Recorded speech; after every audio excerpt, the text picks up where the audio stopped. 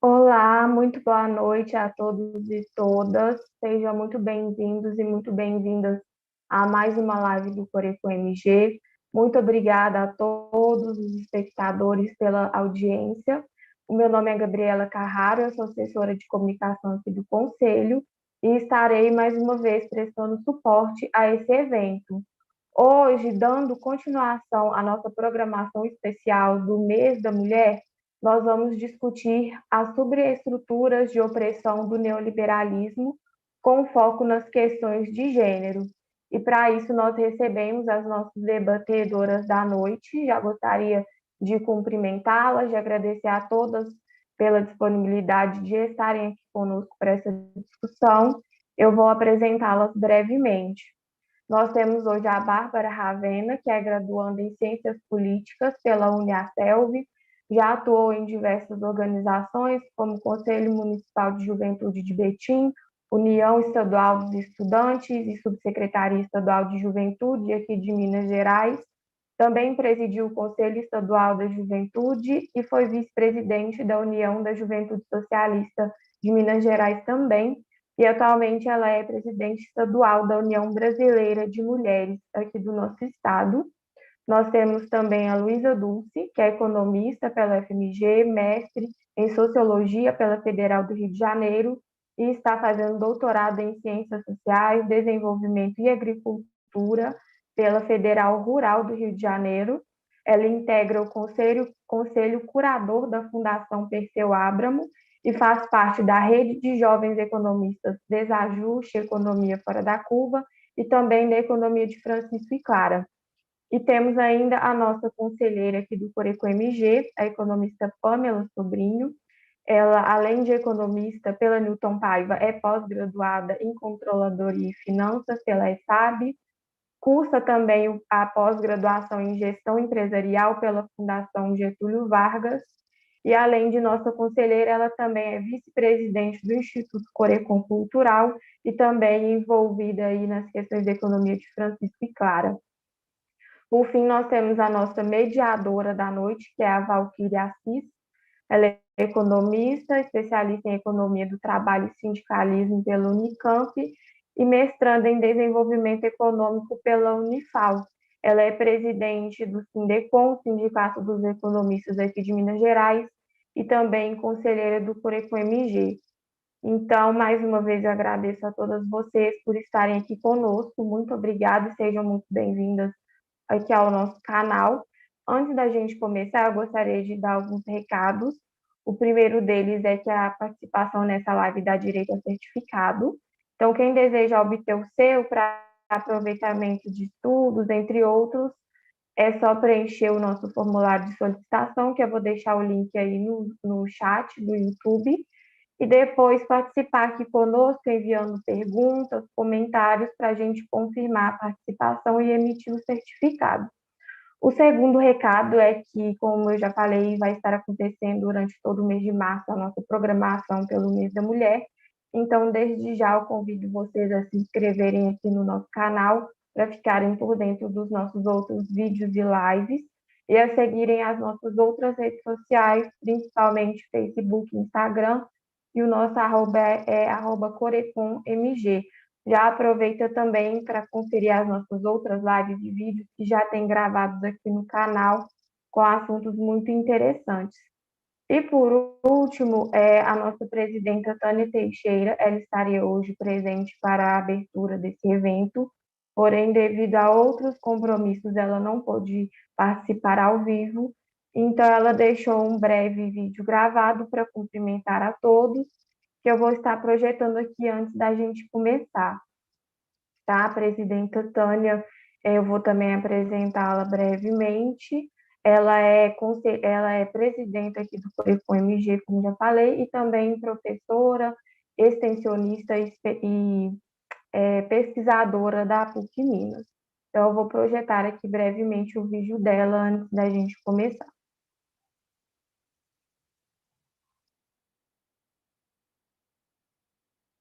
Olá, é com muito orgulho que continuamos nosso mês da discussão da mulher economista. Hoje vamos estar trabalhando um tema de extrema relevância, que se trata das subestruturas da opressão do neoliberalismo e como isso afeta as mulheres, as economistas e as demais mulheres no nosso estado, no nosso país. E aqui é muito interessante, é que nos permite entrar no grande tema, né, a respeito das questões do sistema econômico, político, que determina muitos os lugares onde as mulheres estão e aonde elas podem chegar. Nesse sentido, eu cumprimento, né, a Bárbara Ravena, que vai estar aqui conosco, cumprimento a Luísa Dulce. Seja muito bem-vinda, Luísa Dulce, que tem feito um trabalho aí também na área de economia de Francisco, discutindo uma agenda de extrema importância, e está conosco hoje. Cumprimento a Pamela Sobrinho, que trabalhou esse tema dentro do próprio Corecon, ao escrever um artigo, e a partir daí iniciamos essa discussão, né? E que inclusive deu origem a essa mesa. Agradeço também a Valquíria por estar mais uma vez aqui. Olá. Bom, então, com os cumprimentos da nossa presidenta, nós vamos iniciar essa live e desejo um excelente debate a todos. Novamente agradeço pela atenção e passo a palavra, então, para a nossa mediadora Valquíria. A partir de agora, eu estarei interagindo com vocês e dando suporte aí pelo chat. Muito obrigada e é com você, Val. Boa noite a todas e todos. É um prazer estar aqui novamente nessa mesa.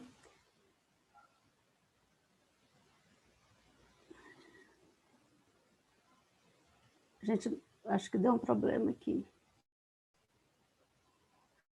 Boa noite a todas e todos. É um prazer estar novamente aqui nessa mesa repleta de aguerridas. Quero agradecer também a nossa presidenta pelo convite de ser mediadora desse debate. Agradecer, né, a Bárbara Ravena e a Luísa Dulce por ter aceitado o nosso convite de estar aqui nesse debate, nessa discussão tão importante, né? E parabenizar a Pamela também, né, pelo artigo que eu li, está muito bacana, vai dar um bom discurso aqui para hoje. E quero agradecer a todos que estão nos assistindo. Quem tiver um interesse, né, a participação, pode fazer perguntas pelo chat, que as nossas debatedoras vão responder com o maior prazer. Pamela, quero te passar a palavra. Parabéns mais uma vez, e todas as mulheres também, né? Parabéns pelo nosso dia, que não é só 8 de março, mas os 365 dias, na verdade, né? Esse é só um dia para a gente relembrar. Nós conquistamos muito espaço e ainda temos muito que conquistar. Obrigada, Pamela. É com você.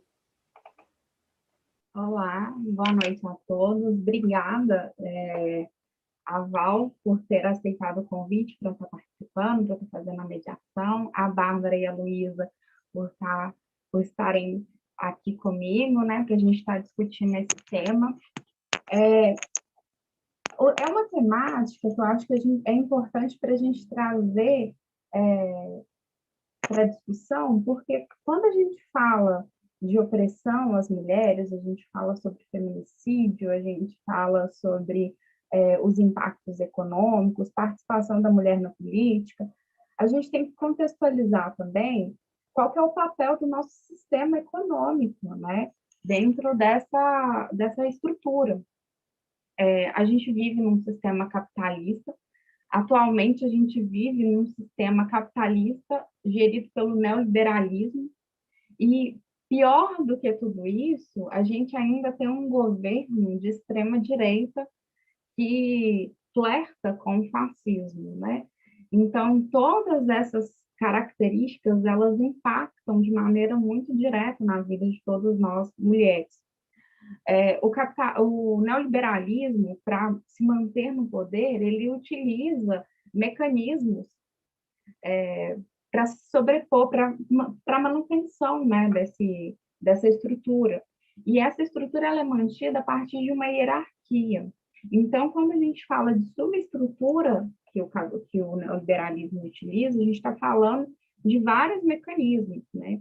E um deles é o patriarcado, um deles é essa opressão de gênero. É claro que a gente tem ainda as opressões de classe e de raça, mas e o que nós mulheres ainda sofremos mais é porque a gente também, além dessa opressão de gênero, nós aqui, e nós estamos bem representados, sofremos as nossas diferenças em raça e classe. Então, nós somos ainda mais é, nessa pirâmide que o neoliberalismo impõe, nós estamos ali numa das hierarquias mais baixas, quando a gente vai pensar em termos de sistema político. Então, assim, é importante ressaltar que quando a gente fala que o patriarcado faz parte, né, ele é uma subestrutura de opressão, ele faz parte de uma opressão do neoliberalismo, não quer dizer que ele não existia antes do capitalismo. Significa que ele foi usado como máquina, ele foi aperfeiçoado. Então, a gente tem uma estrutura opressora, e aí é importante falar que essa opressão ela não é simplesmente de homem para mulher, mas sim de Estado para pessoas. Então, quando a gente fala de patriarcado, a gente não está falando do patriarcado só do homem e a mulher, mas da estrutura de Estado patriarcal, né, que tem o homem como ponta da pirâmide e mulher. E esse conceito, o neoliberalismo ainda utiliza outras pontas. Como a gente está no sistema capitalista, todas as transações, sejam elas sociais, sejam elas emocionais, elas tomam característica de mercadoria. Então, quando nós somos transformados em mercadoria, nós temos mais e menos valor. Então, acho que esse é um ponto bem interessante para entender por que as pessoas são descartadas no sistema capitalista, principalmente no nosso, o que a gente está vivendo hoje com o neoliberalismo. A partir do momento em que você deixa de ser útil, que você deixa de ser produtivo, você é descartado. Então, nós, mulheres, nós sofremos essa opressão porque é vantajoso nos manter no controle. Chega um momento em que a opressão ela tá tão internalizada, faz parte do nosso cotidiano, que a gente deixa de perceber ela e ela passa a fazer parte do nosso dia a dia. E aí, eu trouxe alguns dados para a gente entender numericamente qual que é o impacto desse sistema, né? O que eles nos geram de prejuízo.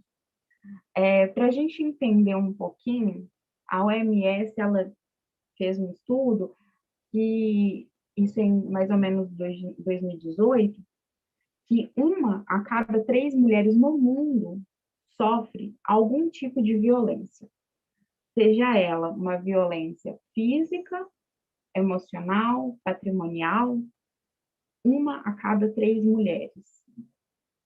Esses números eles ficam muito mais drásticos em países subdesenvolvidos, né? Então, quanto mais pobre esse país, maior essa necropolítica, essa política colonialista, isso fica tudo muito pior. O Brasil é um dos países mais complicados de ser mulher, né? Os maiores índices, as maiores taxas de feminicídio da América Latina estão concentrados no Brasil. Para a gente ter uma ideia de outros dados, além desse dado de violência, né, que a gente percebe que é um dado mundial, né, essa situação da mulher no mundo, que é um mundo capitalista, é um mundo neoliberal, e que é pior nos países em que a extrema-direita ela toma posse, porque tem toda aquela história, todo aquele mito, né, do pai, do homem como cabeça. Então, aí a gente, acho que a Luísa pode dar uma explicação na parte sociológica, né, Nós, de maneira como um todo, a gente tem essas experiências, né, de que como se o homem fosse melhor, a gente precisa de um homem para validar a nossa posição, né? A gente precisa, uma mulher não é nada sem um homem. Isso tudo faz parte de toda uma estrutura, tanto social quanto econômica, né? Para a gente ter uma ideia, em 2018, o IBGE fez uma pesquisa em que mulheres mais ou menos até 25 anos de idade, mais de 25 anos de idade, elas tinham 39,4% de ensino superior, enquanto os homens eram 27,7%, ou seja, nós mulheres somos mais estudadas, nós temos mais anos de estudo. Entretanto, a média de salário da mulher em 2016, quer dizer, logo no iníciozinho daquela crise econômica, era de 1.764, enquanto do homem era de 2.306. Um dado interessante é que quanto mais estudada a mulher maior a diferença salarial dela. Né? Se a gente for olhar, por exemplo, a questão de mulheres que estão em cargos de gestão, isso tudo vai diminuindo. Outros dados interessantes por exemplo, a participação do trabalho informal, porque uma coisa que quando a gente vai pensar em termos econômicos, a mulher, ela além de ganhar menos, ela ocupa trabalhos não remunerados. E quem ganha com isso, né, o sistema capitalista, ele ganha com essa não remuneração da mulher. As mulheres, elas trabalham, elas dedicam mais ou menos 18,4% 18,4 horas da semana para trabalhos domésticos.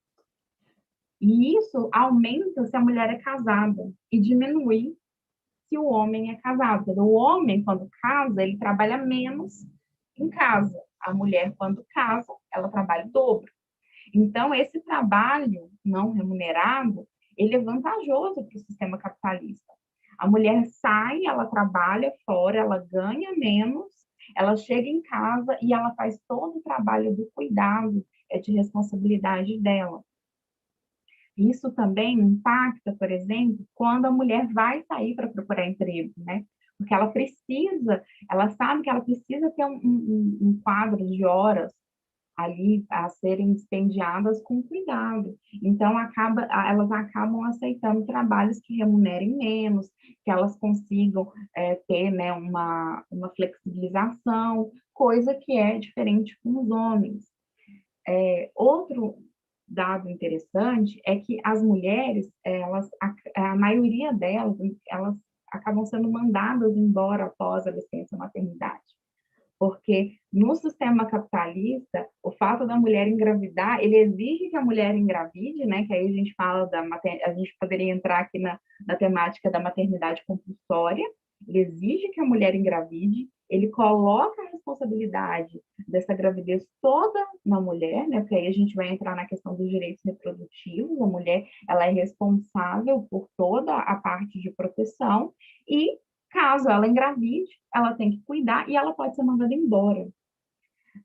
Tem um artigo que foi lançado pela Fundação João Pinheiro, em parceria com o Conselho de Economia, né, pelo Observatório das Desigualdades, que chama Pobreza em Substantivo Feminino.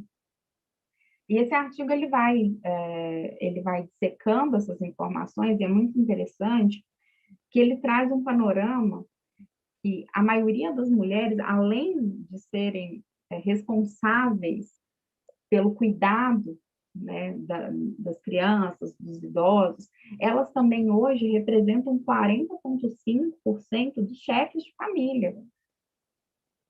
A maioria delas, principalmente depois da crise ali de 2018, concentravam-se cerca assim, de 23,7% dos arranjos familiares, que são mulheres negras sem cônjuge, com filhos de menores de 14 anos, estão no que o Banco Mundial considera abaixo da linha da pobreza, que é recebendo por dia o valor de $1,90.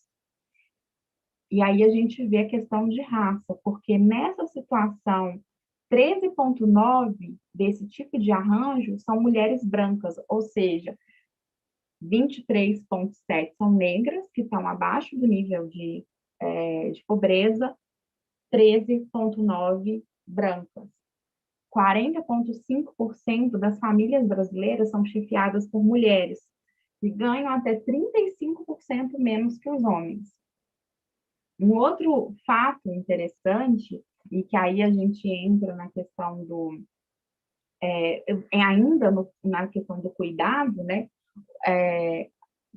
Até mais ou menos de 2017, 2018, o Brasil tinha 5,8 milhões de mulheres trabalhando nos serviços domésticos, que são aqueles trabalhos, né?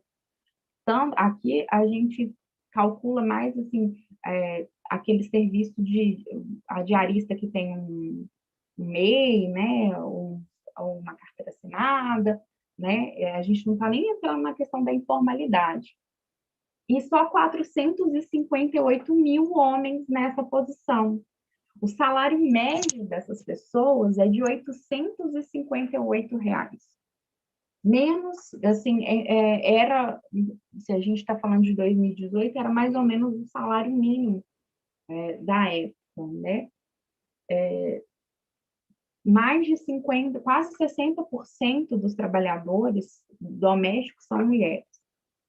Então, assim, a gente está falando de uma população, e aí a gente está falando de uma estrutura em que não permite que as mulheres cresçam economicamente, né? Porque se a gente está dispendiando quase 20 horas por semana, cuidando da casa, se a nossa obrigação de cuidar de filhos, se os filhos ficam por nossa conta, se a gente não tem os direitos reprodutivos garantidos, se a gente sofre esses tipos de opressões, como que a gente disputa no mercado de trabalho com os homens?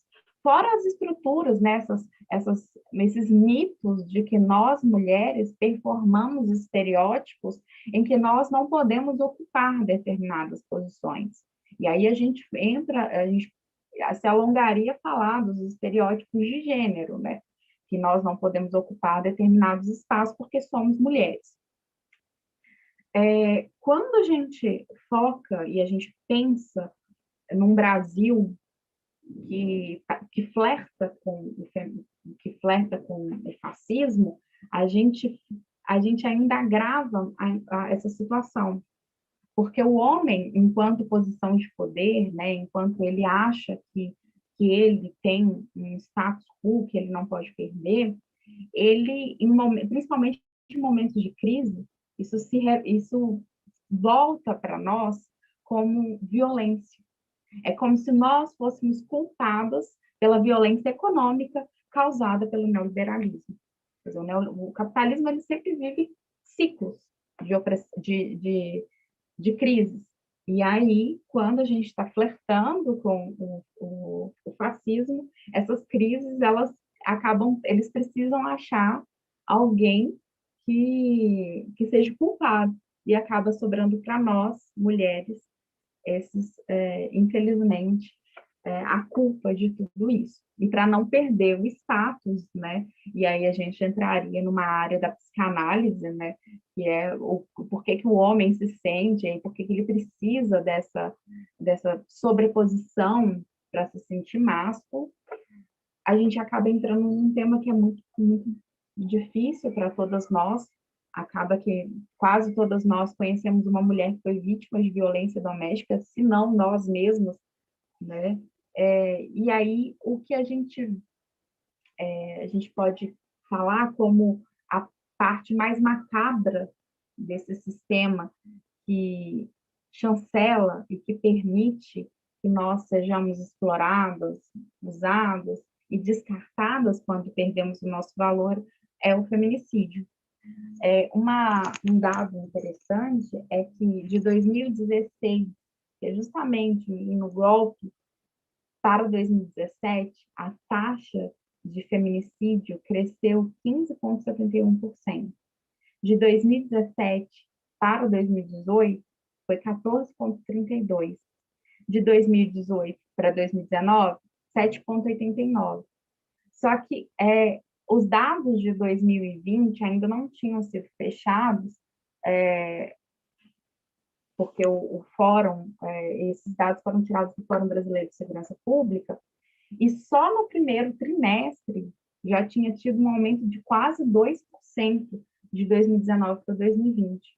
Então, a gente tem, né, em 2015, a criação da lei do feminicídio, as mulheres vão garantindo direitos e, de repente, a gente muda um sistema, né, a gente sofre o golpe, a gente tira uma presidente eleita, a gente sofre com o patriarcado, né, a gente tem uma explosão de ódio contra as mulheres, e aí a gente vê os níveis de criminalidade. A gente está falando de feminicídio, a gente está falando de casos concretos de feminicídio. Se a gente fosse fazer o levantamento aqui dos casos de violência doméstica, eles triplicaram.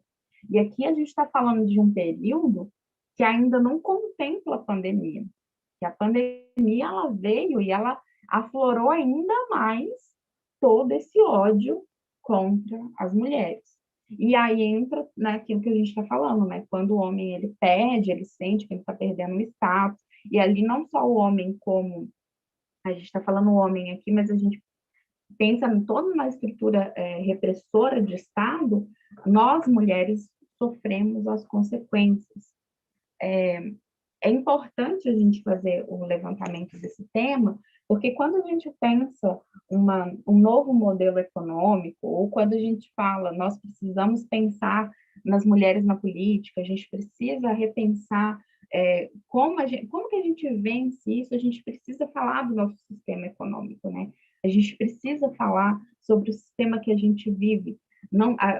Se a gente muda, às vezes a gente muda de governo, a gente vai melhorar, mas vai ser paliativo, porque toda vez que a gente retroceder, a gente vai ter retrocessos. Nós mulheres, seremos as primeiras a perder os nossos direitos. Então, a gente precisa levantar a pauta de um novo modelo econômico que contemple as mulheres e que a gente repense essa estrutura, né? Essa estrutura hierárquica que a gente vive, essa estrutura de casta que não é explicável, não dá para conviver num feminismo liberal, porque ali você chega até um ponto de exploração, né? Então, uma mulher branca explora a mulher negra, mas sempre vai ter um homem explorando todas as outras abaixo. A gente nunca vai conseguir, num sistema liberal, viver em forma de equidade, porque isso não é permitido, né? Ele precisa dessas castas para manter, para sobreviver e para produzir lucro, né? Quem ganha com todas essas castas são os grandes capitalistas, né? E que a gente não está falando no moço que tem um carro financiado e uma casa Minha Casa Minha Vida, né? A gente está falando de banqueiro. Vamos voltar para a realidade aqui, né?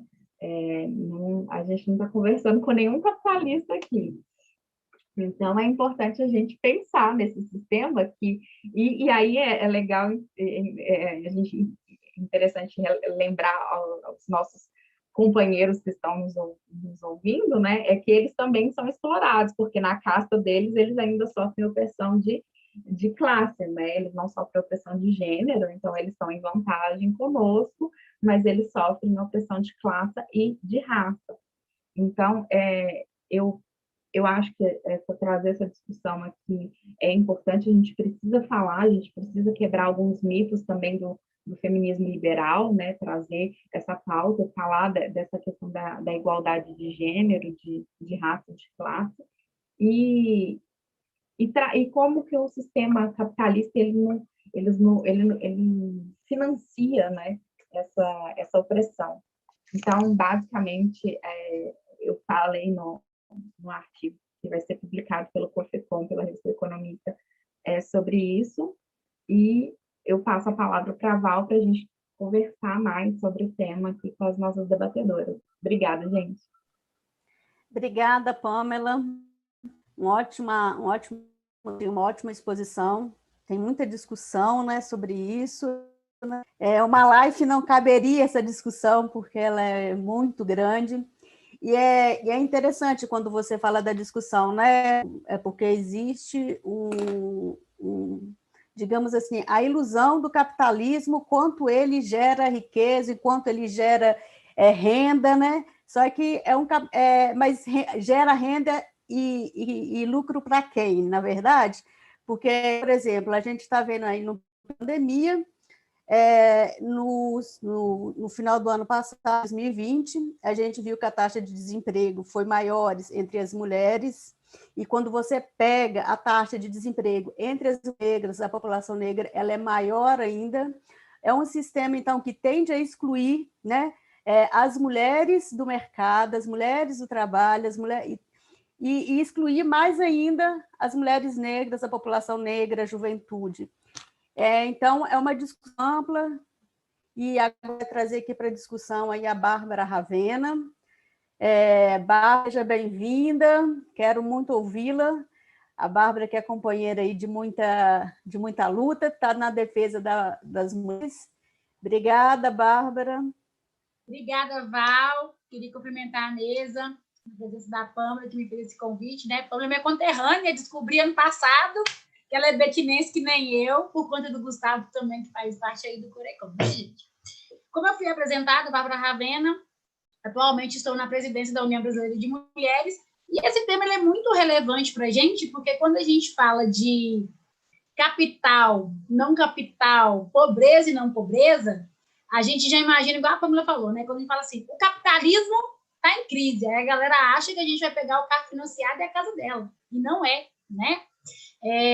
Quando a gente pensa na exploração do trabalhador, a gente tem que pensar na exploração das mulheres também, e mulheres negras e mulheres pobres, né?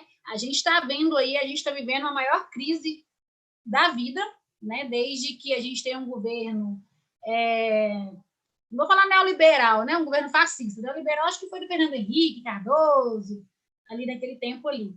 Mas um governo que ele não investe em políticas públicas, né, para melhorar a vida do povo, é um governo que não está nem aí. Na pandemia, a gente está vendo quem são as pessoas que estão sofrendo diretamente na ponta da pandemia. São as mulheres, mulheres pobres, mulheres negras, mães solos e famílias unilaterais, né? As mulheres chefes de família. E aí, quando a gente entra nessa questão, as pessoas estão passando fome. As mulheres estão passando fome. As mulheres são as maiores desempregadas que a gente tem hoje, né? Nessa crise da pandemia, a maioria das mulheres perdeu seus empregos. Mas aí, qual é a forma que o capitalismo acha de cooptar essas mulheres para trabalhar, entre aspas? A prostituição, o tráfico humano, porque a gente viu reportagens aí falando que donos de casa de aluguel cobrando favores sexuais em troca de deixar a mulher morando na casa. Então, assim, como que o capitalismo ele está presente na nossa vida cotidiana, né? A gente precisa explicar para os homens o que é machismo, o que é feminismo, ou a gente precisa explicar que ninguém é dono de ninguém, porque o corpo das mulheres, gente, e eu falo assim, né, de longe de cadeira, parece que é público, porque todo mundo quer opinar, todo mundo quer optar, ninguém pediu sua opinião, você tá gorda, você tá magra, o mercado não vai te aceitar assim, se você ficou grávida, como que você vai fazer para deixar seu filho na creche, se não tem vaga na creche, como é que você vai poder trabalhar? E aí eu tô falando de cadeira porque eu tenho um filho, 5 anos, né? Nossa família é monoparental, a gente mora com a minha mãe e com o meu padrasto, mas a maioria dos gastos deles, quem dá conta sou eu. E aí, como a gente também é ativista político, as pessoas questionam, mas quando você tem alguma atividade, onde é que você deixa o Vicente? Aí eu respiro fundo e falo, eu deixo ele na máquina de lavar, mas com comida e água. Porque as pessoas não têm noção de que eu não vou sair e deixar o menino jogado, né? Se eu vou sair para alguma atividade, ou alguma palestra, ou até para minha faculdade mesmo, ele não vai ficar desassistido. E é isso que a sociedade quer impor para as mulheres, né? Onde você vai, por que você vai, quando você vai, por que você está fazendo isso, por que você está fazendo aquilo. E eu acho que a gente, a sociedade, ela cobra muito da mulher. A mulher tocou no ponto certo.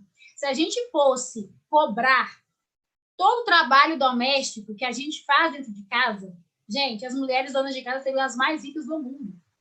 Você lava, passa a cozinha, você pendura a roupa, você olha o cachorro, você molha a planta. Nesse tempo aqui, que a Gabi entrou para conversar e até a Luísa entrar, eu estava dando banho no Vicente, falando com ele, ó, você não vai ficar me perturbando, porque eu não vou fazer live agora, mas aí hoje, já arrumei casa, não li o artigo, estava vendo TV, aí fui pendurar roupa, lavar a roupa, passar a roupa, aí meu pai chegou, aí foi uma confusão, minha mãe tá lá embaixo arrumando janta e minha mãe tá costurando. Então, você vê, e ela chegou do trabalho, que ela é enfermeira. Então, assim, a rotina da casa na pandemia parece que dobrou o volume de trabalho, que a gente já faz todos os dias. Aí eu pergunto para quem está nos assistindo, quantos homens, vocês aí, mulheres, homens, que chegam do serviço e vai fazer algum trabalho doméstico? Porque, gente, eu estou falando assim, nessa pandemia, a gente arruma... É aula remota, que você tem que ajudar o menino. Aí, na aula remota, você vai andando com o notebook, o menino vai gritando atrás, você tem que dar almoço para o menino. Isso eu estou falando da realidade da maioria das mulheres que tem filhos. Mas eu imagino uma mãe que tem mais de um filho, né? Aí, essa mãe já perdeu o auxílio emergencial, porque a gente sabe que a maioria das pessoas foram dispensadas dos seus serviços, né? Porque não pode ter o trabalho presencial. Como que essas mães vão sustentar seus filhos? O salário mínimo hoje, R$ 1.200, gente. O aluguel é 900, do gasto é 125. Como que essa mãe, que essa família vai sobreviver? Né? Aí perpassa também o abandono também dos pais, né? Que não colabora financeiramente. E essa mulher ficou sobrecarregada. Porque se a gente for colocar... Gente, calcula aí, sério. Lavar, passar, cozinhar, molhar a planta... tudo, coloca isso na ponta do papel, quanto de dinheiro que as mulheres donas de casa não deixam de fazer, né? Não estou falando que a gente vai cobrar o serviço, mas eu acho que a gente deveria ter um olhar especial para isso. Tanto que a gente vê que os trabalhadores domésticos, eles conseguiram seus direitos de ter INSS e FGTS, assim, recentemente.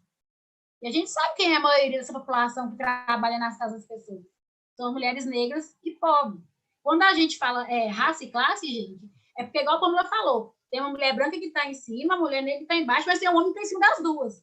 Então, todo o debate que a gente tem que fazer, a gente tem que ter esse negócio de recorte de classe e raça, né? As pessoas fica meio chato. Não fica, porque por mais que a gente está aqui nesse espaço democrático, por mais que a gente está aqui debatendo, não são todas as pessoas, não são todas as mulheres que vão ter acesso a essa informação que a gente está fazendo aqui agora. E eu sempre falo, nós temos que falar com uma linguagem que todas as pessoas tenham acesso, que todas as pessoas vão compreender do que a gente está falando. Porque a gente está vivendo um período que feminicídio aumentou, violência doméstica aumentou, abuso sexual aumentou, troca de favores sexuais aumentou. A gente está vivendo um tempo que as pessoas, o jornal está romantizando mãe morar com filho de calçado. Né? Vocês viram a reportagem aí, a mãe arrumou a calçada para se mais confortável. Isso não é romantização, gente. Isso é pobreza. Isso é a crise do capitalismo. O capitalismo, ele pega quem é mais pobre. Porque não adianta a gente falar assim, vou trabalhar para ficar rico. Quem está ficando rico é banqueiro, é o dono da água, que fica sonegando imposto, né? E os trabalhadores dele, finalizar minha fala, que são só 15 minutos, senão eu vou falando até falar, chega, a gente tem que escutar a Luísa também. A gente precisa compreender o que o capitalismo faz. A gente tem, eu falo que é o sonho americano, né? Que a gente fala assim, vou trabalhar, vou ter dinheiro, vou fazer isso. Mas não é o sonho americano. A gente tem que ter o sonho brasileiro. O sonho brasileiro é que todas as pessoas possam fazer 5 refeições por dia, que as pessoas possam ter acesso à educação, que as pessoas possam ter acesso a emprego e renda. Porque não adianta falar de economia se a gente não falar de salvar vidas. E esse momento que a gente está vivendo no nosso país, a gente precisa salvar vidas para a economia voltar a funcionar. Porque se a pessoa morre, ela não trabalha. Porque é a gente que paga imposto, a gente que trabalha, que é a mão de obra barata, né? Em alguns locais é a mão de obra escrava. Né? Não vai muito longe, não, que Esmeraldas, até um tempo atrás, tinha uma fazenda de carvão lá que mantinha pessoas em regime de escravidão. Né? O caso da Madalena lá em Araguari. Então, assim, a gente precisa pensar mesmo as formas que a gente vai reinventar, o que a gente vai fazer, porque o capitalismo, gente, ele não dá trégua.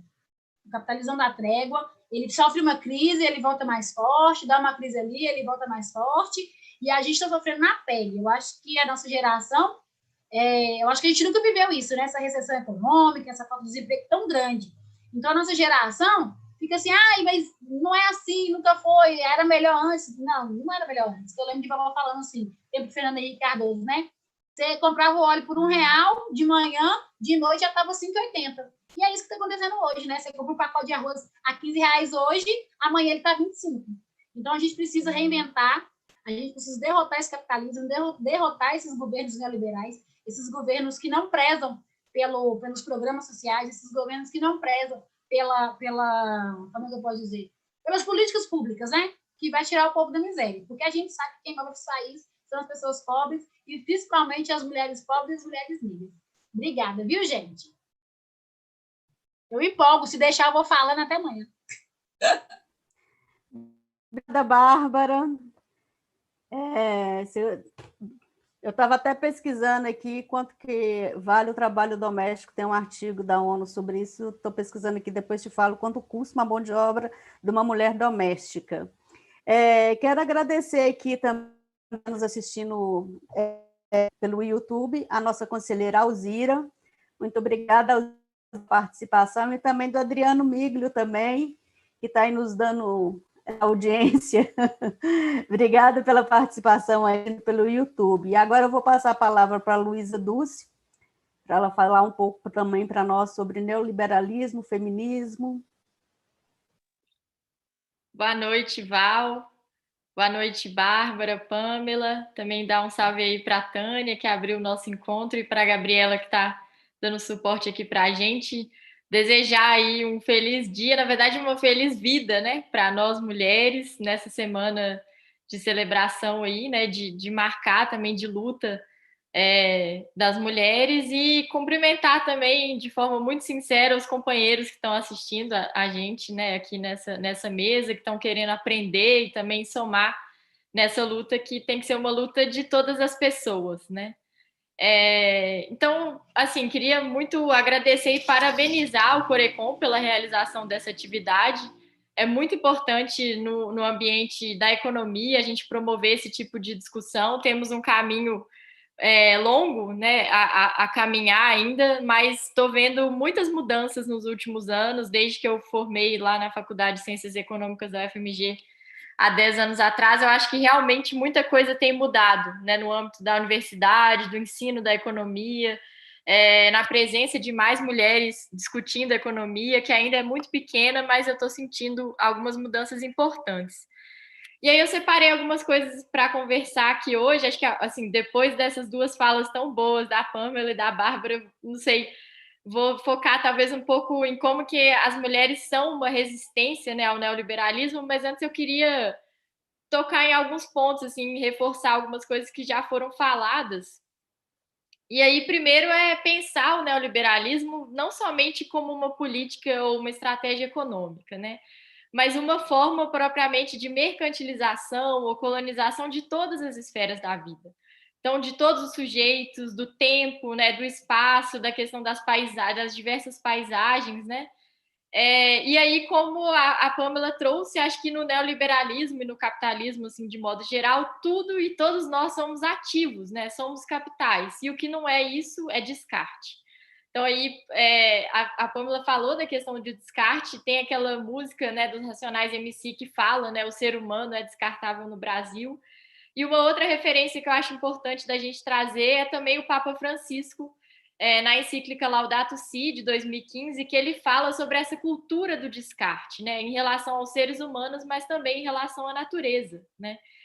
E a gente está discutindo aqui neoliberalismo, acho que a gente pode dizer que a gente está revisitando, né, ou revivendo o neoliberalismo na América Latina depois de um hiato progressista aí, que muita gente chama dessa onda rosa, né, que foram os governos progressistas em diversos países da América Latina, e o neoliberalismo que nos anos 1980, 1990 tinha um espírito muito positivo, né, de superar a economia soviética, socialista, a experiência socialista na União Soviética, e que voltou agora nesse período na América Latina com uma carga muito pesada, negativa, da violência, né, da opressão. E acho que isso é uma marca muito importante, já que a gente está falando aqui das diversas opressões de gênero, né? Mas lembrar, e aí tem muitas pesquisadoras, a Rita Segato, que é uma argentina brasileira, discute muito isso, que o patriarcado ele existe antes do capitalismo ter iniciado, né? Mas um pouco que ela traz, que eu acho que é muito interessante, é como que o capitalismo, junto com o colonialismo, são estruturas que reforçaram muito o patriarcado, né? E a gente vem vivendo esse reforço e esse aumento acumulativo aí durante esses séculos de capitalismo, e no neoliberalismo a gente vê o que já foi falado pelas companheiras de muitas formas de manifestação, né, dessas violências e dessas opressões. A Rosa Luxemburgo mesmo, que nesse ano está completando 150 anos, acabou de fazer 150 anos, acho que até na semana passada, né, discutia muito isso, né, como que o capitalismo ele é movido e, sobretudo, sustentado, né, pela essa super exploração do trabalho e da natureza. Então, quando a gente discute, por exemplo, a divisão internacional do trabalho, ela está muito ligada à divisão sexual do trabalho, né? Se complementam, né? São duas dimensões que se complementam. E é o capitalismo sempre buscando novas fronteiras de exploração, né? Seja do trabalho, seja da natureza. Uma outra teórica que eu queria fazer referência aqui é a Nancy Fraser, né, que mostra que mesmo nas experiências de bem-estar social, e muito mais recente, então ela dialoga com Cal Polanyi num texto bem interessante, mostrando que mesmo nas experiências do estado de bem-estar social, né, aí na Europa, quem era esse indivíduo beneficiado por essas políticas, né? Era um homem branco que fazia parte de um sindicato de setores econômicos centrais. E aí a gente vê que as mulheres, os negros e os migrantes, etc., sempre tiveram aí nessa fronteira da superexploração, né? E aí eu acho que é interessante a gente se perguntar uma coisa que já foi falada aqui, né? Quando a gente fala mulheres, mas quais mulheres, né? Como essa experiência das mulheres é vivida de forma diferente, e aí queria fazer referência, sobretudo, às mulheres negras e às mulheres indígenas, que tem aí a questão da interseccionalidade, que elas sofrem outros tipos de violência e opressão e superexploração nesse contexto do neoliberalismo, né? A gente pode se perguntar, por exemplo, a quem interessa anular essa diversidade das mulheres, e a experiência do feminismo, sobretudo o feminismo europeu e norte-americano, que tem sempre a mulher como aquela experiência meio que neutra, né, do que é a mulher branca, do que é o feminismo, mas a gente sabe que o feminismo é muito mais do que isso, né, e a experiência das mulheres negras tem muito a agregar nesse sentido. E aí queria dizer também um pouco isso, né, como que a violência é um modus operandi do neoliberalismo, né? A violência política, a violência cultural e a violência física, né? Os dados de feminicídio que a Pamela trouxe deixam isso muito evidente para a gente, né? Um outro aspecto que já foi falado, essa questão da família, né? A Margaret Thatcher tem lá aquela frase famosa dela, né? Que não existe mais sociedade, apenas indivíduos e suas famílias, né? E eu acho que essa dimensão da família ela tem sido bastante discutida hoje no Brasil. A Flávia Biroli, que é uma professora lá da UNB, discute essa questão do familismo, né? Nessa onda conservadora que a gente vive, e mostra que, na verdade, o ideal de família que a gente tem, que é veiculado aí no Brasil, ele não corresponde à realidade, né? Os dados que a Pamela trouxe, que a Bárbara já falou, mostram muito isso. E aí essa retórica de proteção às famílias, né?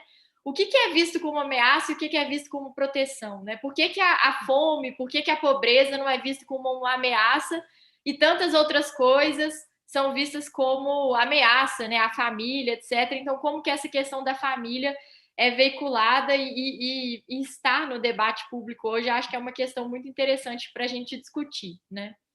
Então, assim, já foi falada essa questão, né, da economia do cuidado, da reprodução social, da questão do trabalho das mulheres ser invisibilizado, né? A gente teve um avanço muito expressivo há alguns anos atrás, que foi a PEC das domésticas, né, que deu visibilidade e, mais que isso, deu direitos, né, para as domésticas brasileiras. Mais de 99% são mulheres, né?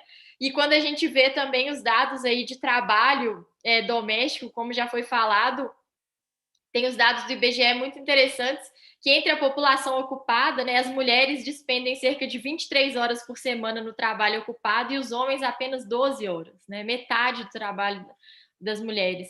E entre as pessoas desocupadas, né, desempregadas, as mulheres exercem aí cerca de 18 horas de trabalho doméstico por semana e os homens 10 horas, né? Então essa desigualdade ela é muito evidente E aí eu queria fazer referência a um projeto de lei da deputada cearense Luziane Lins, do PT, lá do Ceará, que visa incluir o trabalho doméstico nas contas públicas, né? É um projeto bem interessante para ser discutido aqui no âmbito do Corecon, etc.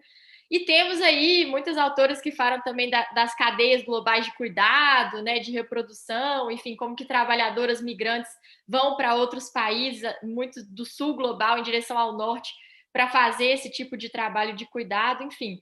Eu acho que é um tema, é um campo muito interessante da gente explorar do ponto de vista econômico também, né? E aí, entrando um pouco mais nesse âmbito da economia feminista, só rapidamente alguns apontamentos, né, de qual que é o sentido e por que é importante a gente falar disso.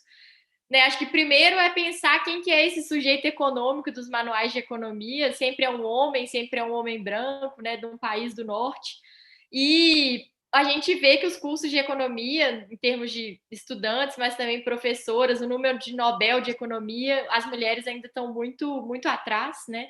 Eu, quando entrei na faculdade, em 2008, eram 30 homens para 10 mulheres, eu tive muito poucas professoras mulheres, de macroeconomia eu não tive quase nenhuma, né? E a gente tem aí algumas economistas mais antigas que a gente pode citar, como a Maria da Conceição Tavares, a Tânia Bacelar, mas só hoje que a gente tem mais mulheres referência, né, nesse campo, fazendo essa discussão publicamente, né?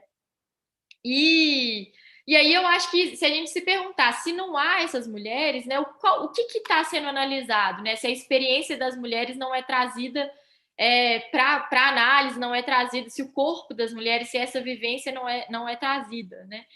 E aí pensar também no âmbito da política isso também, né? A questão das mulheres, o lugar das mulheres na política, se as mulheres não estão trabalhando na casa, né? Se elas estão trabalhando com a reprodução social, fazendo trabalho doméstico, elas não têm tempo para estar no espaço público, para disputar um cargo eleitoral.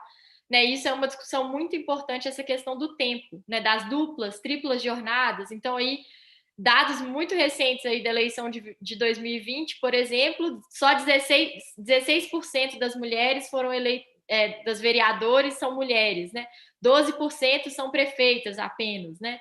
Mais de 900 municípios não tiveram uma mulher vereadora eleita, né? Em 2018, na Câmara dos Deputados, de 513 vagas, só 77 são mulheres. E isso é porque a gente está analisando um número que tem crescido nos últimos anos, mas está muito aquém, né? E aí eu queria fechar um pouco trazendo o que eu acho que é muito importante da gente analisar, que são as resistências ao neoliberalismo e que historicamente sempre estiveram com as mulheres, né? Ou as mulheres sempre foram protagonistas nesse âmbito da resistência ao neoliberalismo, não apenas no Brasil, na América Latina, mas em nível global. Então, pensar, por exemplo, a experiência da Marcha Mundial das Mulheres, né, que é uma articulação de mulheres contra o neoliberalismo, propriamente dito, né? As mulheres rurais, temos aí a experiência da Marcha das Margaridas, a importância das mulheres, né, para a questão do autoconsumo, as mulheres no movimento da agroecologia, que tem aquela fala clássica, né, de sem mulheres não há agroecologia, né, ou sem feminismo não há agroecologia. O debate da soberania alimentar que vem sendo construído pela Via Campesina tem as mulheres no centro disso, né? As mulheres como guardiãs das sementes, enfim. Eu pesquiso um pouco essa questão rural, então por isso que eu estou trazendo essa experiência. Um outro movimento que eu queria citar, eu acho que no Brasil, quando a gente está falando de violência, isso é muito importante, né? Que é o movimento das mães e familiares vítimas da violência de Estado. Em 2018, tivemos aí o terceiro encontro internacional dessas mães e familiares vítimas de violência de Estado. E nós estamos falando justamente das mães que tiveram seus filhos mortos pela polícia, né, e pelo Estado, e a maior parte delas são mães e mulheres negras, né? As mulheres na luta pelo aborto, né, e pelos direitos sexuais e reprodutivos tiveram uma vitória importantíssima na Argentina, em outros países também da América Latina e outros países do mundo. É uma luta muito importante internacional, né, e que tem tudo a ver com o neoliberalismo e com as formas de opressão que as mulheres sofrem. E muitas outras questões, né? Pensar a questão da liberdade coletiva, a coletividade na vida das mulheres, né? E como que a coletividade está presente também nas utopias feministas. Então, como que a própria organização das mulheres é uma organização coletiva, né? Isso é uma marca muito importante de ser trazida justamente em contraposição ao individualismo do neoliberalismo, né? E aí queria fechar só com uma referência, de novo, à Flávia Biroli, né, que é a professora lá da UNB, que faz uma discussão sobre mulheres e democracia, e aí tem, né, na economia e na sociologia, enfim, uma discussão na política clássica sobre democracia e capitalismo, né, ou democracia e neoliberalismo.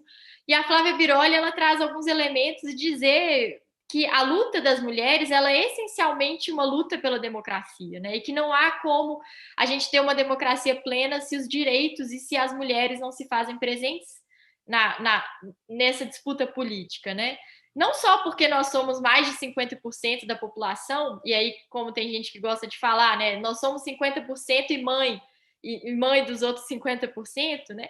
Mas porque os direitos, porque a gente vê, né, a convivência de direitos formais que são garantidos pela Constituição ou por um conjunto de leis, mas que convivem com desigualdades efetivas da democracia atual, né? Então, essa convivência é uma convivência contraditória que precisa ser enfrentada.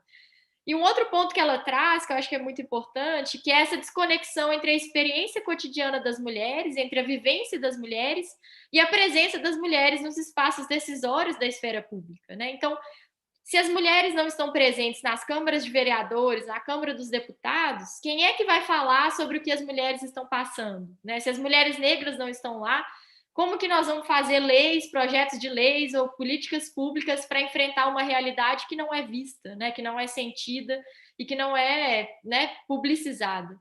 Então, eu acho que, assim, para dizer tudo isso, as desigualdades são enormes, né?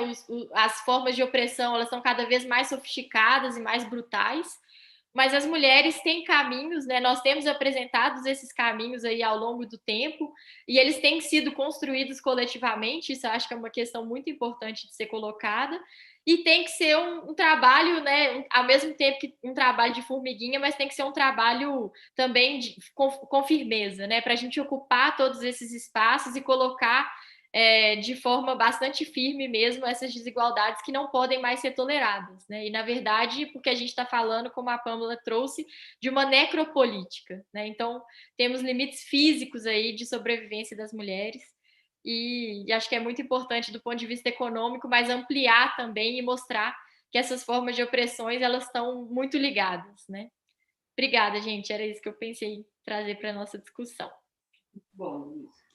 Muito obrigada, Luísa. Parabéns pelas falas. Colocou aí, né, várias discussões que a gente precisa fazer. Quero agradecer a participação de todas. A gente tem algumas perguntas e alguns comentários aqui para fazer, se vocês puderem ajudar a gente na discussão. Luísa, quero te falar, hoje o Conselho de Economia tem 7 mulheres, não é isso, Pâmela? Que era... Deixa eu fazer a conta aqui. O espaço da economia ele é muito homem, né? 7, né?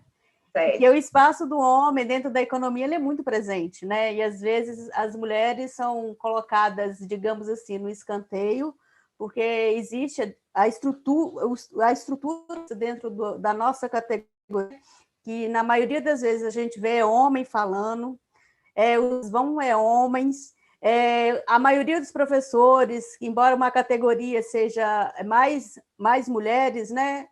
De professores, mas a gente tem dentro da economia muito mais homens do que mulheres sendo professores, e a gente, aos poucos, a gente está ocupando esses espaços também que são nossos. Hoje, na minha sala de mestrado, a maioria é mulher, só tem 2 homens. De 10 alunos, 8 é mulheres e 2 é homens. Então, acho que já é um avanço bastante aí que a gente está tendo, né, com as mulheres também tendo voz dentro da economia, discutindo e trazendo isso para dentro da própria categoria também, que a gente tem que discutir isso, né? Eu quero agradecer aqui também, no chat, que eu estou acompanhando aqui, a Sônia falou que está acompanhando todos os debates do Corecon Mulher, nesse mês de março. Ela está gostando muito. Obrigada, continue assistindo, continue nos dando audiência. Temos uma pergunta para a Pamela.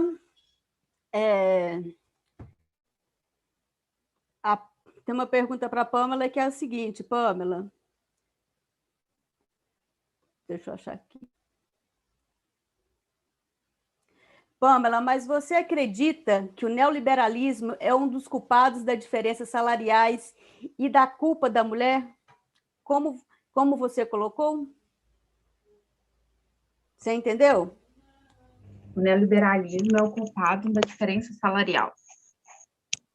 Como eu coloquei. Você acredita que o neoliberalismo é um dos culpados das diferenças salariais e da culpa da mulher? Como vocês fez a exposição, você acha que é a culpa das mulheres ter um salário diferente, a culpa é do sistema, a culpa é das mulheres? Como é que você vê isso dentro da discussão que você trouxe para a gente? Bom, o culpado. O culpado, a gente tem muita gente para culpar, né? Eu acho que se a gente fosse pensar, né, como a gente colocou aqui, né, como a gente tem essa questão de hierarquia e que nós, mulheres, ocupamos, além, a gente tem que trabalhar, né? O que acontece? Vamos pensar num contexto histórico. Antes do capitalismo, desse capitalismo que a gente conhece, desse modelo, as pessoas, tanto homens quanto mulheres, o trabalho estava muito próximo ao ambiente familiar, né? Então, tinha lá, né, a gente vai lá para o feudalismo, o pessoal produzia, né? Homens e mulheres produziam, eles saíam para plantar, para trabalhar, e a mulher já tinha essa questão do cuidado, né? Só que ela estava muito mais próxima da parte do trabalho externo. Quando a gente tem as revoluções, né, a Revolução Industrial e a gente tem a Revolução do Capitalismo, para aumentar a lucratividade, o espaço de produção ele sai da esfera doméstica e vai para as fábricas. E durante um período, a mulher ficava em casa e o homem ia trabalhar. Quando o capitalismo ele fala assim, não, eu preciso explorar mais, eu preciso de mais gente, aí as mulheres elas são convocadas, né, a trabalhar com salários menores, né? As crianças. Então, se a gente vai lá na época da Revolução Industrial, lá na Inglaterra, as mulheres e as crianças já trabalhavam 12, 18 horas por dia, tanto quanto os homens, só que elas já ganhavam menos. Então, a gente vê que o sistema capitalista ele já explorava as mulheres bem antes. O que acontece com a questão do neoliberalismo é que o neoliberalismo ele aumenta, né, essa questão da exploração, porque ele também usa violência. Então, o sistema capitalista, ele é o responsável, não só o neoliberalismo, né? Porque quando a gente pensa na história, né, como um todo, a gente teve outros momentos, né? A gente teve momentos mais progressistas, estados de bem-estar social, dentro do sistema capitalista, e que as mulheres também continuavam recebendo menos.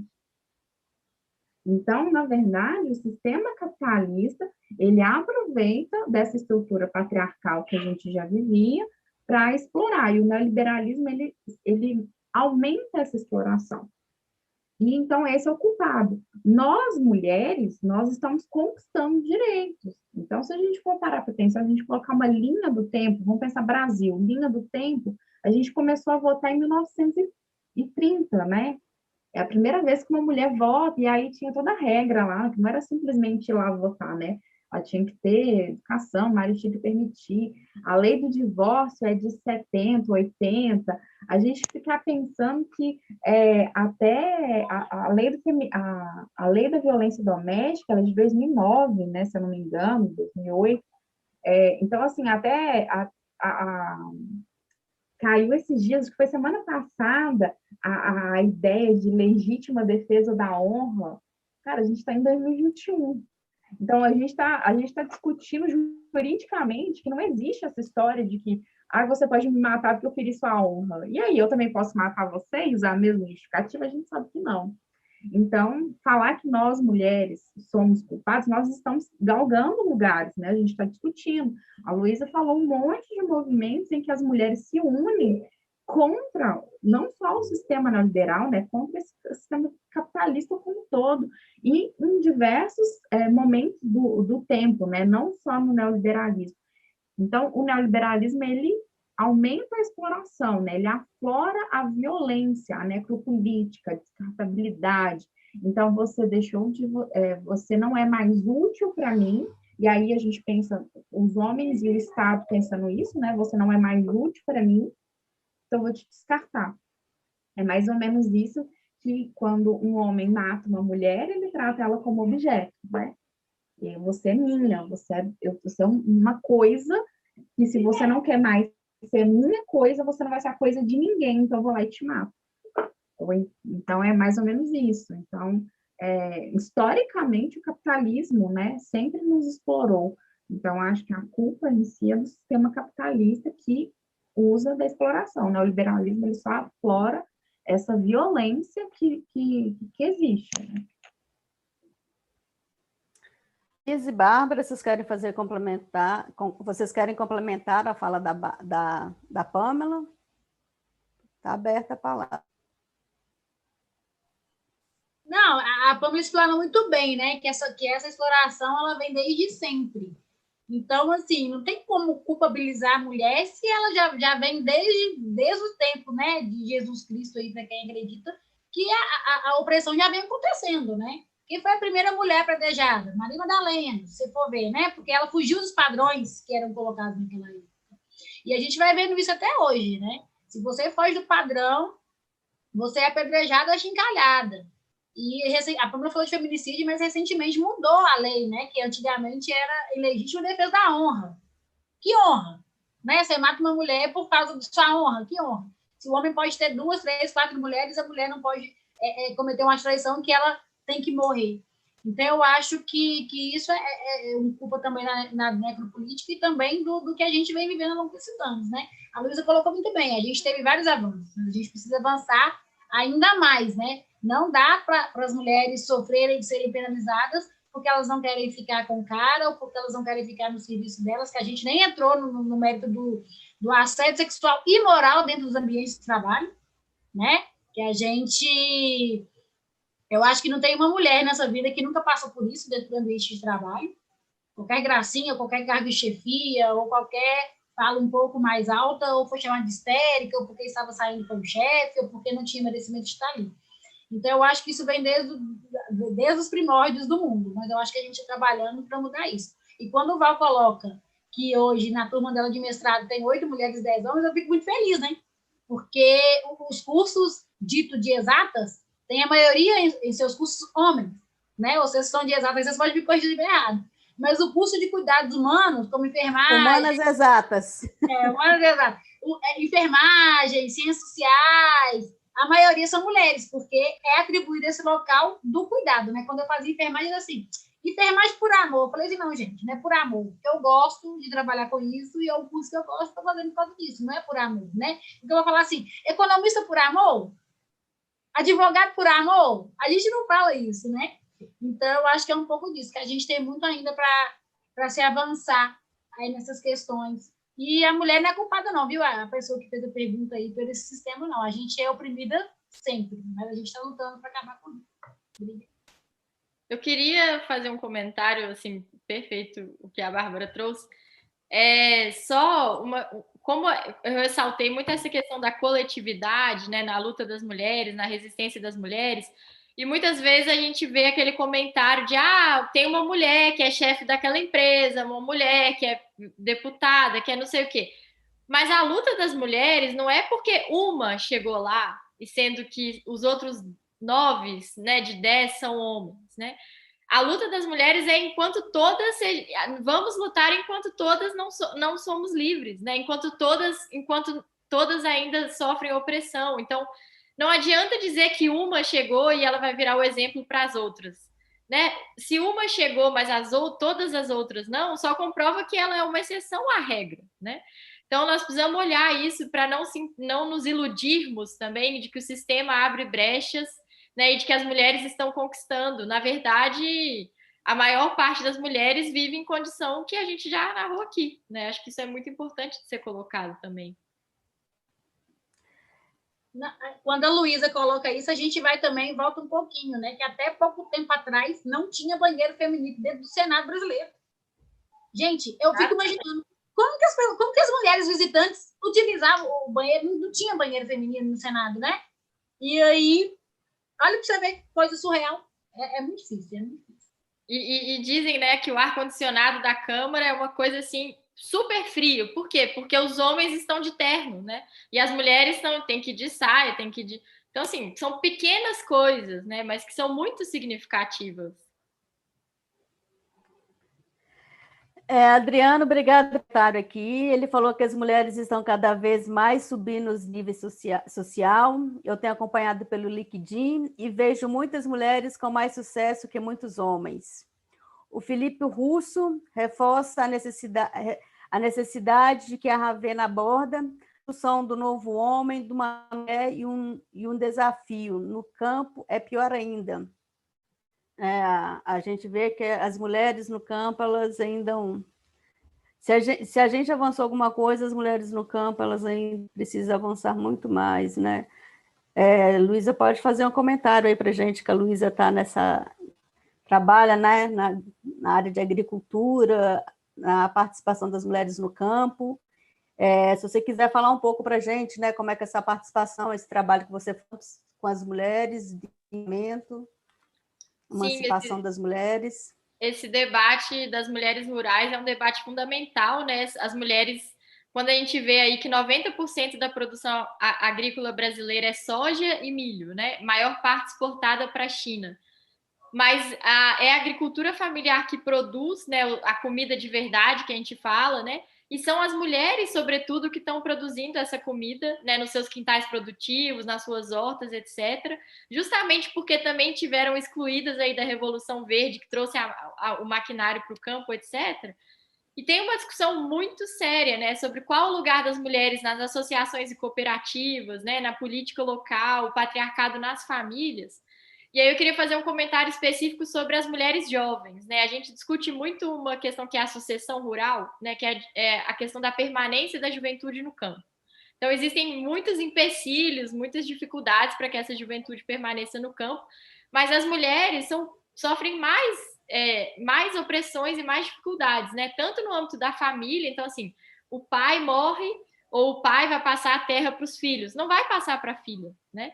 Mesmo que ela esteja mais escolarizada, mesmo que ela tenha um curso técnico de agroecologia, mesmo que ela tenha até uma graduação, né, nas ciências agrárias.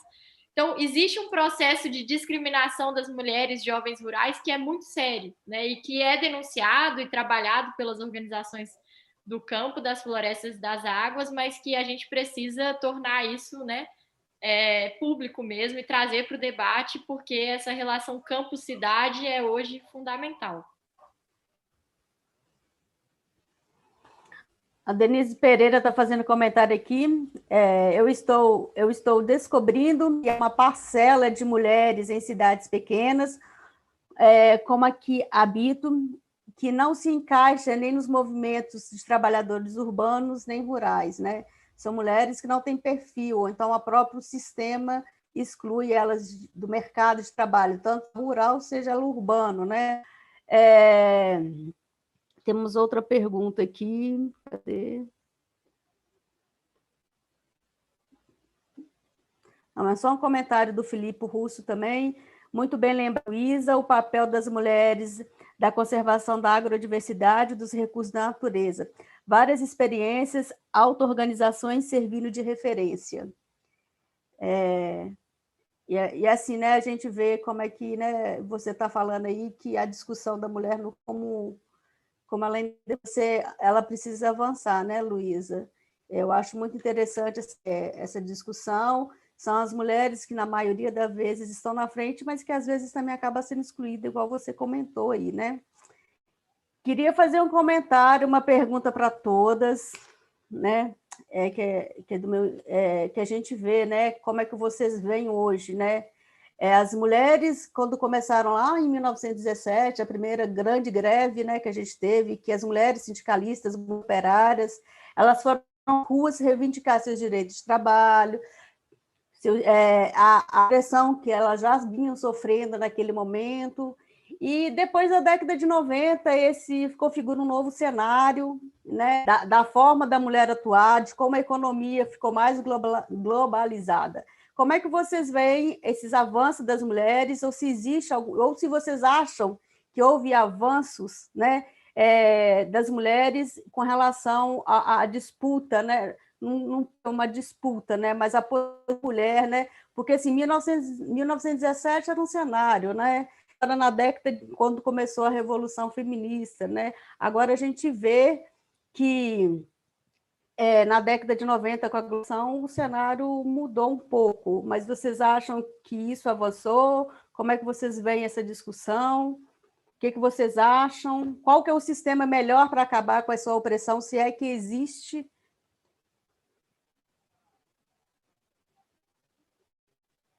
Aí fica aberto para vocês responderem. A Pamela aí pode falar.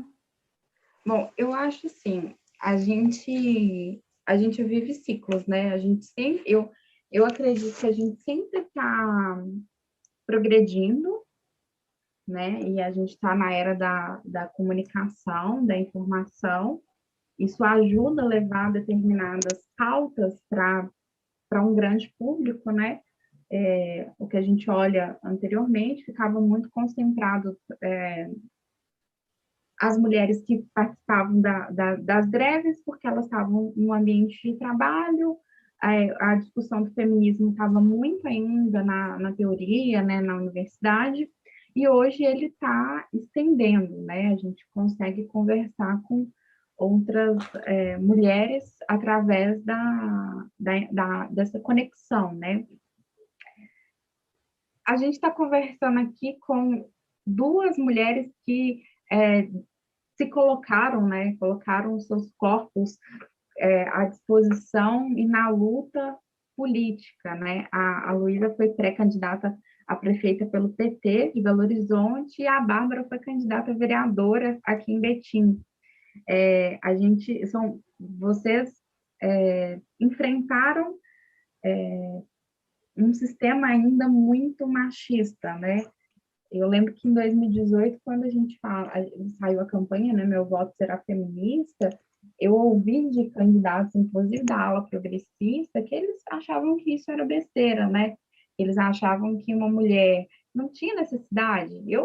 Eu quanto homem, represento muito bem o que vocês desejam e que vocês lutam, o que é, assim, a gente brinca, né?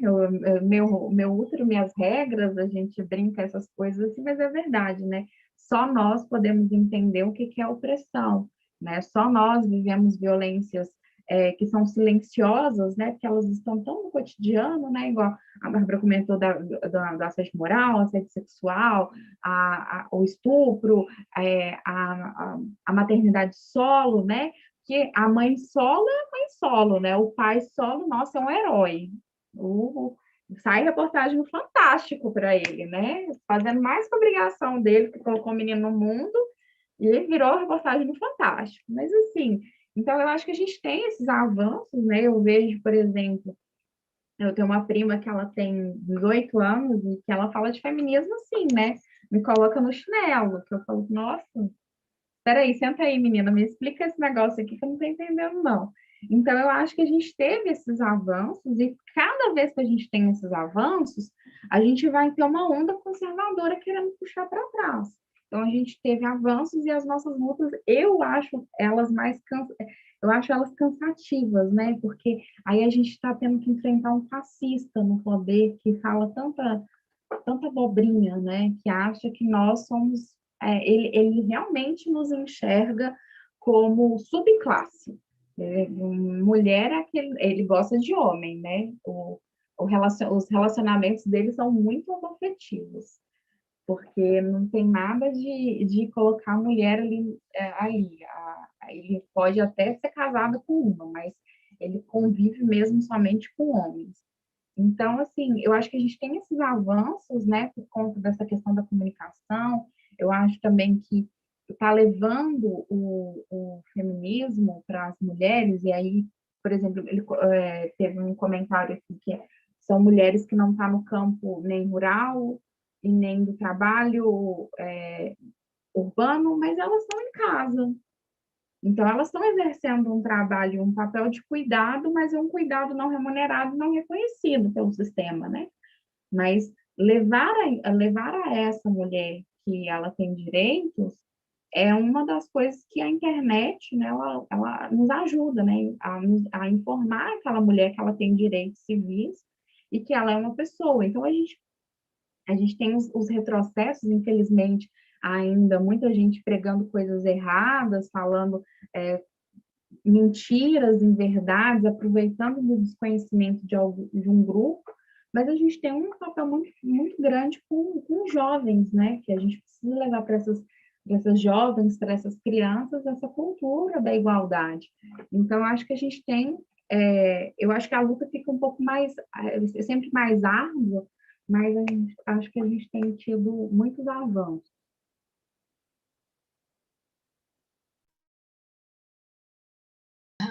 Gente, então, a gente avançou muito, mas precisa avançar muito mais, né? Quando coloca a igualdade, a equidade, a gente vê, igual eu falei anteriormente, quantos homens saem do serviço doméstico quando chegam no trabalho? Porque isso fica nas costas da mulher, né?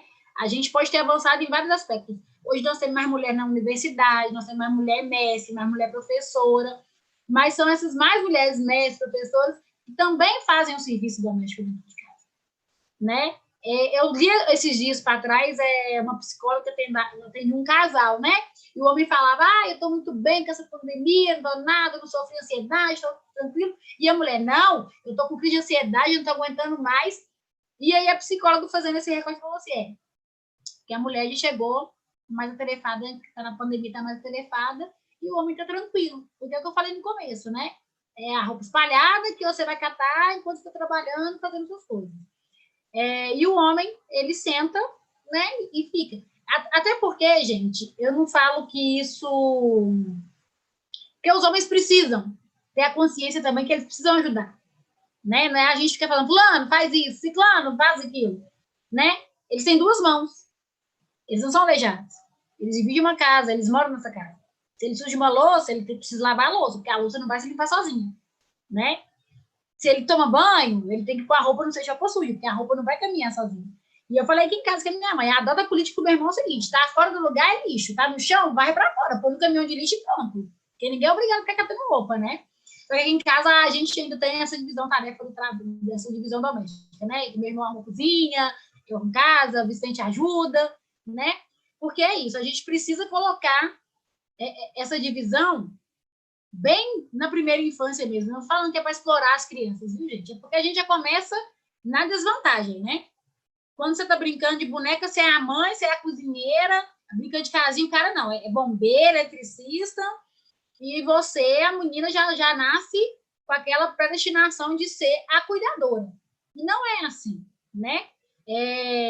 Eu brinco muito que eu dei uma boneca de presente para Vicente, as pessoas ficaram me recriminando que eu dei uma boneca para ele. Eu falei assim, gente, o máximo que acontecer é ele ser um bom pai, ele brincar de boneca. Não vai acontecer mais nada, né? E ele tem carrinho, tem boneca, a gente brincou de casinha hoje, brincou de tudo que é trem. E a gente precisa estimular isso nas nossas crianças, nos nossos adolescentes. Porque é uma geração nova que está vindo. A geração que a gente pegou foi uma geração que começou essa onda feminista, porque não foi fácil, né? Precisam morrer várias mulheres, várias companheiras nossas, né? A ditadura estava aí, começou o movimento lá das mulheres feministas, depois começou os movimentos das donas de casa. Então, foi um caminho que foram percorridos para a gente chegar hoje, para a gente melhorar esse caminho para uma geração daqui a 20 anos, né? Quando a gente fala, acho que Pama até citou no artigo dela, os direitos reprodutivos, antigamente, se a gente falasse interrupção de gravidez, aborto, pílula, camisinha, era uma lástima. E hoje a gente consegue ter esse debate um pouco mais avançado, né? A gente consegue orientar os nossos adolescentes, os nossos adolescentes, porque eu acho que quando a gente fala sobre essas orientações, a gente pesa sempre para a mulher, né? O homem não. Então, assim, a gente já teve muitos avanços, mas eu acho que a gente tem um caminho muito longo a percorrer para ter avanços melhores, para que as mulheres possam ser eleitas, para que as mulheres não possam ser mortas por não terem um relacionamento, para que as mulheres possam escolher não ter filhos, né? Que essa maternidade compulsória é uma coisa que as pessoas ficam cobrando o tempo todo. Ai, casou? Cadê o filho? Se tem um filho, cadê o irmão? Porque é isso, né? Você não pode ter um filho só, não. Você tem que ter um irmão, tem que ter um casal. Aí se vem um menino ou duas meninas, não, tem que ter uma menina, tem que ter um menino. E fica essa cobrança. Aí você está estudando, né? Vocês estão fazendo mestrado, mas vai fazer o quê? Não vai cuidar da casa? Não vai casar? Não, gente. Existem várias outras formas das mulheres viverem esse mundo contemporâneo que a gente está vivendo hoje. Né? E eu defendo que cada mulher escolha. Tem a mulher que quer ser mãe? Vai ser mãe. Tem a mulher que quer ser dona de casa? Vai ser dona de casa. Só que ela tem que ter a opção de escolher. Não quero mais ser isso? Ela não vai ser isso, né? A gente não vai impor para ela que ela teve aquela escolha e ela vai ficar com aquela escolha para sempre. Porque no tempo dos nossos avós era assim. Né? Casou, casamento ruim, mantinha o casamento, mantinha a família, e hoje não, hoje eu acho que a gente tem um avanço muito grande e que a gente precisa melhorar aí para essa nova geração de crianças e adolescentes que está vindo aí. É isso, obrigada. Obrigada, Bárbara. Luísa, apareceu uma pergunta aqui no chat e eu vou fazer ela para você, pode ser? Claro. Não está fugindo muito dessa pergunta, não. É a Sônia Vilela. Eu gostaria de saber, tendo em vista as desvantagens sociais do liberalismo, se há algum outro regime econômico ideal para esse momento ou se seria algo para se construir. Pensando assim nas duas perguntas, né, uma coisa que eu achei muito interessante que você trouxe, Val, foi essa perspectiva histórica, né? De ver justamente que a nossa luta é uma luta histórica, né, de conquistas, como é a da classe trabalhadora também, de conquistas, né, graduais aí, mas que depende da organização e da persistência dos trabalhadores e das trabalhadoras. Então, eu penso que um ponto muito importante da gente defender aqui são os direitos formais, né? Nós estamos perdendo direitos no Brasil desde 2016 numa velocidade avassaladora, direitos conquistados antes até do que a Constituição Federal de 88, né? A CLT e muitos outros, a própria questão da Petrobras é um direito do povo, né? E estamos vendo a Petrobras ser vendida. Então, colocar um pouco isso. Nós temos que valorizar muito e lutar pelos direitos, né? E isso, eu acho que pensar num outro sistema é pensar num sistema que seja baseado na questão dos direitos, né? Da liberdade, em pensar em alguns valores fundamentais que eu acho que são importantes da gente defender e que já estão, né, na luta das mulheres, na luta das organizações dos movimentos sociais. Então, eu não quero aqui cravar, né, nenhuma resposta nesse sentido, mas dizer que existem caminhos que estão apontados, sobretudo pelos movimentos, e que é importante que todos participem. Então, essa dimensão da participação social, eu vejo ela como assim indispensável, né, para qualquer tipo de construção política. E isso envolve essencialmente as mulheres, né? Defender aqui, não sei se a democracia, né? E aí uma democracia plena, né? Que seja que é conflitante com o capitalismo. E aí acho que é um enfrentamento que a gente tem que fazer, né? E as mulheres têm feito. Meninas, já estamos chegando no final. Quero agradecer a todas e também quem acompanhou essa live até agora. Gabi, que está aí nos bastidores, nos dando apoio, quero agradecer. E vocês vão para as considerações finais, porque já são 8h30, não que seja o problema, mas aí a gente vai para as considerações finais, pode ser? Pamela? Bom, primeiro eu queria agradecer as meninas, porque eu acho que não teriam debatadoras melhores aqui. A gente, quando eu sugeri alguns nomes, eu lembrei muito da participação política de vocês, participação da Luísa no Economia de Francisco, as conversas, já vi algumas lives da Bárbara, e eu acho que são mulheres muito fortes que complementam essa discussão, né? Quando a gente pensa no futuro, a gente pensa em mulheres fortes que estão aqui enfrentando um sistema e um momento político muito delicado, né? A Bárbara, como mãe, ainda tem uma jornada maior ainda, né? Porque ela tem um filho e eu tenho um sobrinho que mora comigo, né? A gente sabe os desafios que é ter uma criança em casa e criar essa criança para que ela seja o futuro e que não seja esse futuro que a gente está vendo, né? Que a gente tem um futuro melhor. Eu queria agradecer ao Conselho, né, pela oportunidade, por estar abrindo esse espaço, por estar liberando, né, para a gente estar discutindo um tema que é um tanto delicado, né, que infelizmente a gente tem uma parcela de colegas de profissão que defendem arduamente, de maneira muito convicta, o mercado, e como se o mercado fosse uma pessoa, né? Mas, na verdade, o mercado não é uma pessoa e a gente tem que defender são direitos, vidas, mulheres, uma sociedade que é construída de maneira democrática, livre, né, que a liberdade de expressão, a liberdade de escolha, ela seja pautada, né? Então, eu agradeço todo mundo que assistiu, muito obrigada a todas. Val, muito obrigada por estar aqui, por ser a nossa mediadora, fico muito feliz. Muito obrigada a todos e até mais.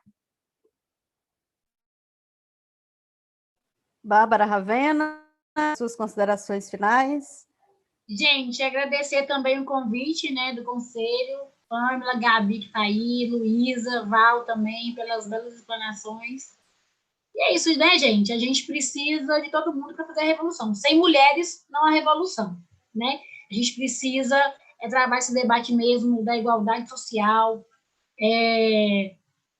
da fraternidade, do afeto, da empatia, porque é isso que está precisando, né? A gente precisa disso. A gente viveu isso um tempo, igual a Luísa falou, e agora parou, esperançou um pouquinho, e ano que vem a gente vai tentar esperançar mais. E eu acho que é isso, né?